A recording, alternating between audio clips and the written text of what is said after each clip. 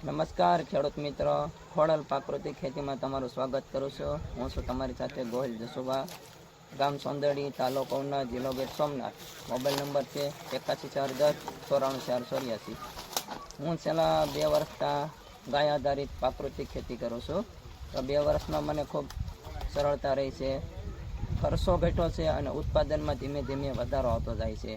તો હું છેલ્લા 2 વર્ષથી પ્રાકૃતિક ખેતી કરું છું, પણ તેની સાથે સાથે કે મને જે આ શિક્ષણ અને સમાજ કલ્યાણ કેન્દ્ર અમરેલી કે જે બેટર કોટન પ્રોજેક્ટ જે સંસ્થા છે, તે સંસ્થા દ્વારા મને આ ઇનપુટ સેન્ટર મળેલું હતું.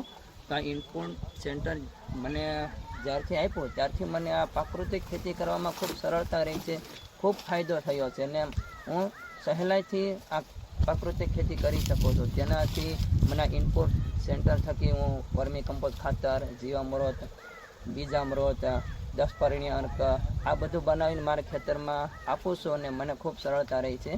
તો આજે એક જે આ શિક્ષણ અને સમાજ કલ્યાણ કેન્દ્ર જે બેટર કોટન પ્રોજેક્ટ છે, તે સંસ્થાના જે કાર્યકર્તા છે તે મને આ ભાવિનભાઈ છે, ભાવિનગીરિયા મને અવારનવાર અઠવાડિયામાં મારી મુલાકાત લેવા આવે છે, મારા ખેતરમાં પાક જોવા આવે છે ને મને તે માહિતી પણ આપે છે કે જસુભાઈ, તમે આ રીતની ખેતીમાં આ ઉપયોગ કરો, આ રીતનું નાખો તો તમને ખૂબ સરળતા રહે છે. તો આજે આ ભાવિનગીરી છે તે મારે ખેતરે આવ્યા છે ને તે એક પોતાનો એક જે સંસ્થાનો પ્રયોગ છે તે લઈને આવ્યા છે ને તે પ્રયોગ શું છે તેની પાસેથી જ આપણે જાણીશું કે આ પ્રયોગ શું કરવાના છે. તો તમારો પ્રયોગ અમને જણાવો. નમસ્તે, મારું નામ ભાવિનગીરી.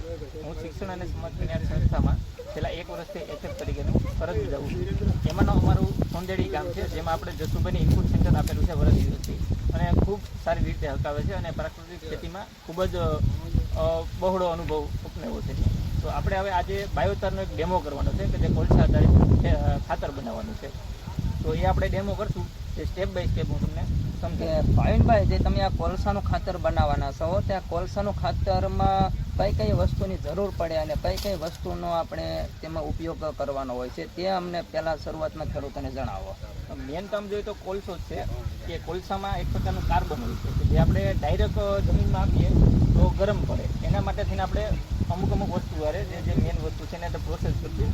કે જોઈએ તો કે માટી હોય, જેમ કે સાવ સાદી માટી કે જેમાં આપણે કેમિકલ કે કોઈ ઉપયોગ ન થતો હોય, ચેડાપાડાની માટી છે અથવા તો જંગલની માટી, એવી માટીનો આપણે લેયર બનાવીશું. પછી એના ઉપર આપણે કોલસો નાખશું લેયરમાં. કોલસો નાખ્યા પછી આપણે સૂકો કોઈ પણ ઘાસ હોય, કોઈ આપણે ચારુલો હોય એ નાખવાનો. તો આપણે ભાવિનગીરી આપણે છે ને ખેડૂતોને તે આપણે વસ્તુ સ્ટેપ બાય સ્ટેપ બતાવતા જઈશું કે ખેડૂતોને કઈ રીતે. કે શરૂઆતમાં આપણે શું લેવાનું છે? શરૂઆતમાં આપણે માટી લેશું અને માટી ન હોય તો આપણે છાણિયું ખાતર પણ લઈ શકીએ. તો આપણે જે આ છે ને તો આપણે ખેડૂતોને બતાવીશું કે આ છે ને આ છાણિયું ખાતર છે. આ છાણિયું ખાતર આપણે જે કોહવાઈ ગયેલું છે કે જે શરૂઆતમાં આપણે જેને ભેજ આપેલો હતો 15 દિવસ માટે આને ભેજમાં આપેલો હતો, એટલે આ કોહવાઈ ગયેલું છાણિયું ખાતર આપણે લીધેલું છે. બીજું શું લેવાનું છે? આપણે કોલસો લેશું કે જે કોલસો નહીં બળેલો કે નહીં કાચો, મીડિયમ. પછી એના પછી આપણે લેશું સૂકો કચરો. જે આ ઘઉંનો છે ને જે કોવળ કહેવાય છે કે જે ઘઉં આપણે કાઢેલા હતા તેનો કોવળ છે, ત્યાં સૂકા કચરા તરીકે આપણે તેનો ઉપયોગ કરીશું. એમ ત્યાર પછી આપણે લીલો કચરો લઈશું. એમાં જવારનું આલે, ચોરાફરીનું આલે અને લીમડો બધેથી ઉત્તમ કે આપણે એને લેશું. તો આપણે આ લીમડો છે ને જે આ ગાંચડી જે ભરેલી છે ત્યાં આટલો આ લીમડો લેશું. ત્યારબાદ આપણે લેશું વર્મી કમ્પોસ્ટ. આપણે બનાવેલું છે, અહીંયા જ બનાવેલું છે ઇનપુટ સેન્ટરમાં, કે જે વ્યવસ્થિત આખું કોહવાઈ ગયેલું છે. અને ત્યારબાદ આપણે એના ઉપર જીવામૃત છાંટશું. એક લેયર કમ્પ્લીટ થાય. આ જીવામૃત આપણે અહીં જ બનાવેલું છે. આ જીવામૃત લઈશું. આ વર્મી કમ્પોસ્ટ આ શિક્ષણ અને સમાજ કલ્યાણ કેન્દ્ર દ્વારા જે ઇનપુટ સેન્ટર મળેલું છે તેના માધ્યમથી જ આ હું વર્મી કમ્પોસ્ટ ખાતર બનાવું છું.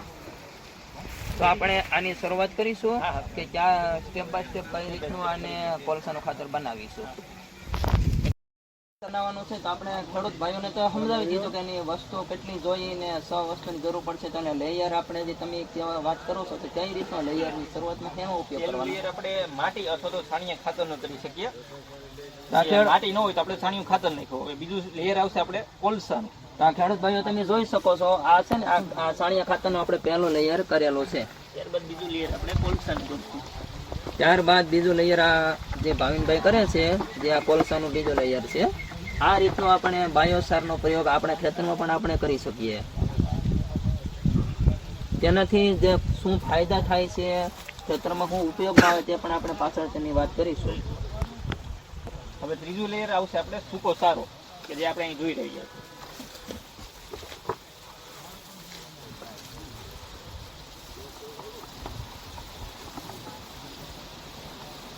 ખેડૂત ભાઈઓ, આ ત્રીજું લેયર છે કે જે સૂકા ઘાસનો જે ચારાનો ઉપયોગ કરવો હોય છે તેના માધ્યમ થકી આપણે આ જે વતર છે જે ઘઉંનો તેનો ઉપયોગ કરેલો છે. ત્રીજું લેયર થઈ ગયેલું છે.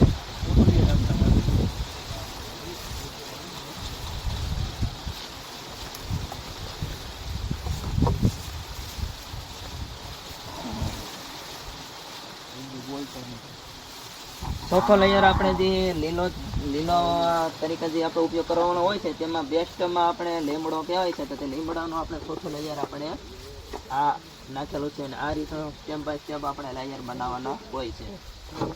ત્યારબાદ આપણે રાખશું વર્મી કમ્પોઝ.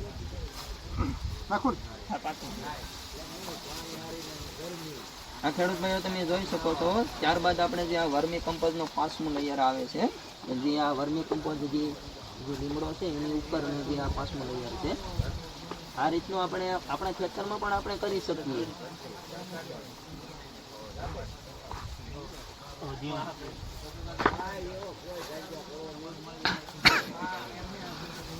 ત્યારબાદ છઠ્ઠું આવશે આપણે જીવામૃત. આપણે આ ઘેરે જ આપણે જીવામૃત ખેડૂત ભાઈઓ બનાવતા હોય છે, તો આ છઠ્ઠો લેયર છે જે જીવામૃતનો. આ રીતનું આપણે જીવામૃત આપણે છઠ્ઠા લેયરમાં આપીશું, તેને ભેજ મળી રહે તેટલું જ આપણે આપીશું. આમાં કુલ આપણે 7 લેયર કરવાના છે. આ પેલું લેયર છે આખું સ્ટેપ બાય સ્ટેપ 6 લેયરમાં. હવે આવા આપણે 7 લેયર બનાવવાના. ત્યારબાદ એને રોજ સવારે અને સાંજે થોડું થોડું ભેજ આપવાનું અને ફરતી બાજુ ઢાંકી રાખવાનું. ત્યારબાદ આને છાંયા રાખવાનું. મેન વસ્તુ આનો છાંયા રાખવાનું છે. છાંયા રાખવાથી આના બેક્ટેરિયા એક્ટિવ થાય અને ભેજ આપવાથી જેને ખોરાક મળે આમાંથી થોડો થોડો. અને ત્યારબાદ આપણે આને 2 મહિને આ તૈયાર થશે, 7 લેયર બની જાય પછી. અને ત્યારબાદ આના ફાયદા એ છે કે કોલસાનું કોહવાઈને નાઇટ્રોજનમાં અંદર પરિવર્તન થઈ જાય છે અને એ આપણે જમીનમાં જે આનો ભૂકો આપશું એમાં માઇક્રોન્યુટ્રિયન્ટ્સ એટલે કે સૂક્ષ્મ તત્વો, પછી કાર્બન અને નાઇટ્રોજનનું પ્રમાણ વ્યવસ્થિત પાકને મળશે અને આપણે આને ખાતરની જેમ છૂટું ફેંકવાનું ખેતરમાં પાકી ગયા પછી. ભાવિનગીરી તમને એ પૂછવાનું છે કે જે આપણે સ્ટેપ બાય સ્ટેપ આ રીતના 7 લેયર બનાવશે, તો આપણે રોજે રોજ આને ભેજ આપવાનો કે જરૂર પડે ત્યારે? રોજ સવારે અને સાંજે. આપણે એમ લાગે કે આજે ભેજ નથી તો આપણે ભેજ આપી દેવાનો સવારે. પછી આપણે પાણીનો ભેજ આપવાનો કે જીવામૃતનો? પાણીનો, ખાલી પાણીનો ભેજ. બરાબર છે. અને આ કેટલા મહિને તૈયાર થઈ જશે? આ 2 મહિને તૈયાર થઈ જશે. બરાબર. ત્યાર પછી આપણે કઈ રીતનું આપણે જમીનમાં આને આપવાનું? આને તમે કોઈ છાણિયા ખાતર ભેગું પણ આપી શકો અથવા તો એમનો હાથેથી પણ છૂટું છોડ ઉપર તમે આવી રીતના ફેંકી શકો. જેમ કે આપણે કેમ યુરિયા આવી રીતના છંટકાવ કરીએ એવી રીતના આને છંટકાવ તમે છોડ ઉપર નાખી શકો. આ માઇક્રોન્યુટ્રિયન્ટ્સ પૂરું પાડે, કાર્બન પૂરું પાડે અને એક પ્રકારનું કહેવાય ને કે અમૃત છે માટી માટે. ખેડૂત ભાઈઓ, કે આ આપણે સાવ આમ તો મફતમાં જ છે ને, સમજી લીજો. એટલે કે આ મફતમાં છે, તો આવો પ્રયોગ આપણે ખેતરમાં પણ આપણે કરીએ ને જાદો નહીં, આપણે અડધા વીઘામાં પણ આનો પ્રયોગ કરીને આપણે જોઈએ કે આપણા ખેતરમાં આનો રિઝલ્ટ આવે છે. ગયા વર્ષે મને આ સંસ્થા દ્વારા જ આ બાયોસારનો પ્રયોગ આપેલો હતો, તો તે મને ખૂબ ફાયદો પણ થયો હતો અને મારા ખૂબ સરળતા પણ ખેતરમાં પાક પણ સારો હતો. તો આ વર્ષે આપણે બીજી વખત આ પ્રયોગ કર્યો છે, પણ આ આપણે ખેડૂત ભાઈઓને ઉપયોગમાં આવે, ખેડૂત ભાઈઓ પોતાને ખેતર આ પ્રયોગ કોલસાનો ખાતરનો કરી શકે તે માટે જ આપણે વિડીયો બનાવ્યો છે. બસ આજે એટલું જ ખેડૂત ભાઈઓ. નમસ્કાર.